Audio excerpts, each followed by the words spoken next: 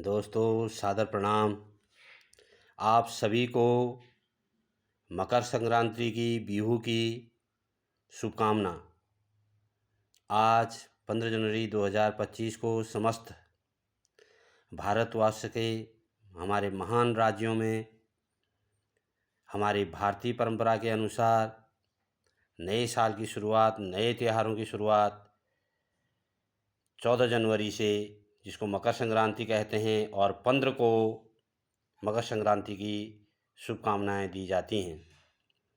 इसमें उत्तराखंड के अंदर घुघुती त्यौहार के नाम से भी इसको जाना जाता है।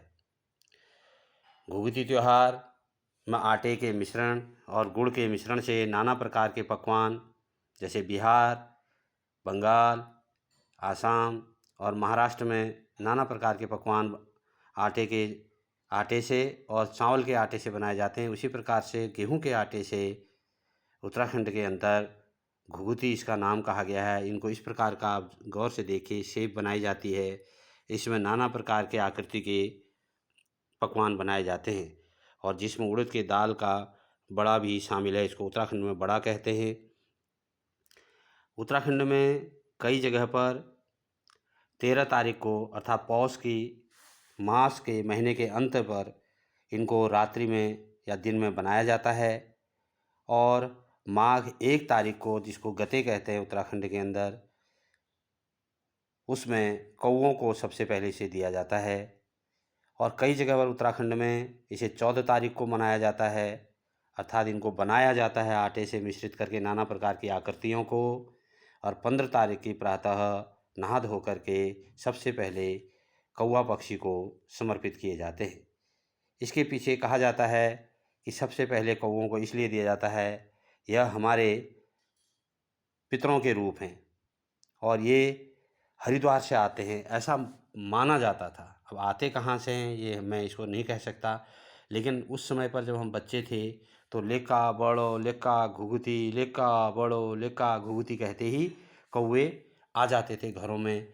और जो है वह जो कटोरी में ये बड़े, ये घुघुते, इनका घुघुते नाम दिया गया है, और खजूर वगैरह जो भी पकवान रखा होता था उसे बड़े प्यार से ले जाते थे और गांव में कौवे ही कौवे हो जाते थे। और हमारे पूर्वज कहते थे, हमारे माता पिता कहते थे उस समय कि ये हरिद्वार से आए हैं। आज तो कौवा देखने को नहीं मिल रहे हैं। और दूसरी कथा इसमें यह भी प्रचलित है कि राजा चंद के एक इकलौते पुत्र थे जो है राज सिंहासन को संभालने के लिए तैयार हो रहे थे, लेकिन मंत्री को जो है राजा के पुत्र सुहाते नहीं थे, अच्छे नहीं लगते थे, तो वह उन्हें जंगल में ले जा कर के मारना चाहते थे।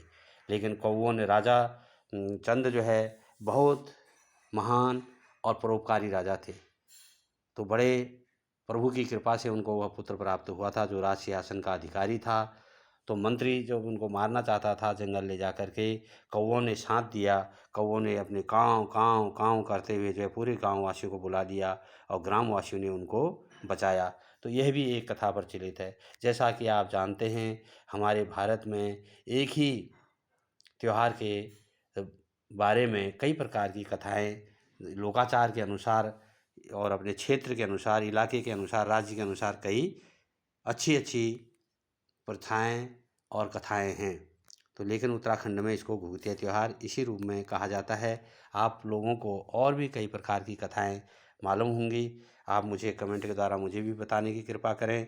आपको यदि यह वीडियो, क्योंकि यह हमारी संस्कृति से यह अलग आज बहुत अच्छा हो गया है कि ये कम्युनिकेशन का एक जरिया बना है मोबाइल, जिससे पूरे भारतवर्ष के राज्यों में कौन कौन से त्यौहार होते हैं, कैसे मनाए जाते हैं, यह सभी को जानकारी हो जाती है। और एक बहुत अच्छी बात है, जो इसका सदुपयोग करते हैं उनके लिए मोबाइल बहुत अच्छी वस्तु या अच्छी चीज़ बनाई है और इसका प्रयोग करने से हमें कई प्रकार के ज्ञान प्राप्त होते हैं।